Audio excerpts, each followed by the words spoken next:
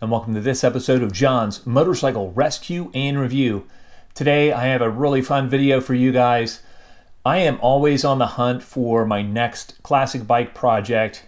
While I was looking through some advertisements recently, I saw there was an individual with several classic Hondas for sale. I gave the gentleman a call, and he's got quite the collection of classic Hondas, and so I went over to take a look at several of the bikes that he had for sale. When we walked down into the garage, I was a little bit starstruck. There were so many cool bikes there. I thought I'd just share these with you guys.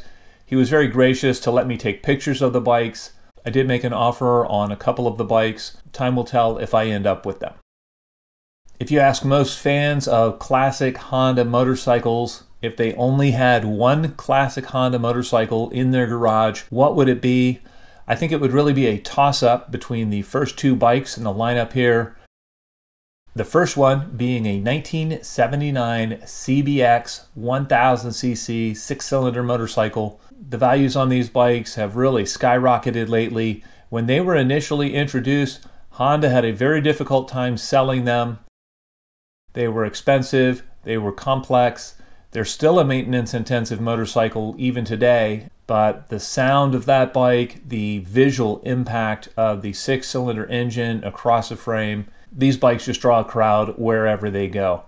This one is just beautiful, it's fully restored, and currently it's not for sale.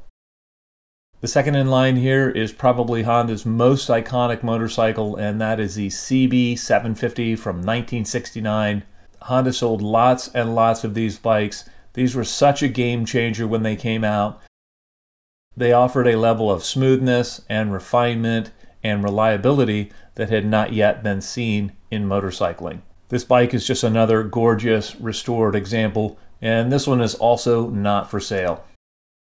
The third bike in the lineup here is one of the bikes I made an offer on. It is a 1980 Honda CB750F. I have previously restored a 1979 Honda CB750K, and you can click the link above to see the playlist for that motorcycle. The CB750F was the super sport version of Honda's 750. It shared the engine and carburation and transmission with the CB750K, but it had sportier suspension and dual disc brakes and sportier bodywork. This one is a very clean example with 8,000 miles on it.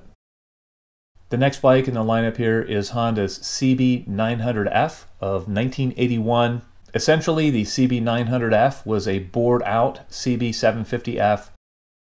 There are some other minor changes, but the bikes are very, very similar and share lots and lots of components. Though this bike is not 100% original, it is a very clean, nice-looking example. As we continue through the lineup here, we are moving up in displacement. This is Honda's 1983 CB1100F. This particular one is really heavily modified.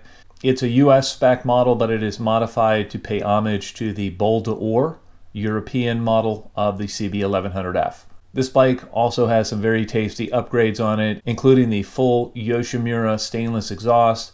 It also has aftermarket rear suspension, a large oil cooler on it, a steering damper. It's got the Euro spec headlight instead of the instrument cluster and small fairing of the US model. It also has flat slide CR type carbs with the large pod filters on it. Again, this is a very clean example of the CB1100F, but this one is more heavily modified, and while that might increase the value to a certain person, it actually decreases the value to a collector. But I would still absolutely love to ride it. The red and white bike on the end is also a 1983 CB1100F, and this one is in fully stock trim. It's a beautiful, low mileage, very clean, all original example. And this particular bike would have more value to it to a collector. I have previously reviewed the CB1100F on this channel, and you could click the link above to check out that video. Sitting across the garage from the rest of the bikes was a beautiful pearl white 1982 CBX 1000 motorcycle. In the later years of production for the CBX, Honda tried to make it into a sport touring bike. As such, they added a larger fairing to it, they upgraded the brakes on the bike, They also mounted a monoshock rear suspension to the bike, And unfortunately, after 1979, they also detuned the CBX motor to comply with emissions standards. Although these bikes aren't as valuable to collectors, they are still increasing in value, and they're just a neat machine with that big, wide 6-cylinder motor across the front. Alright guys, that wraps up this video. What a cool collection of classic air-cooled Honda motorcycles. I think this was such a treat to go and meet the gentleman and talk to him and look at the bikes. And who knows, maybe I'll end up with one of these beauties in the future. As always, I hope you found this video entertaining and informative, and until next time, enjoy the ride.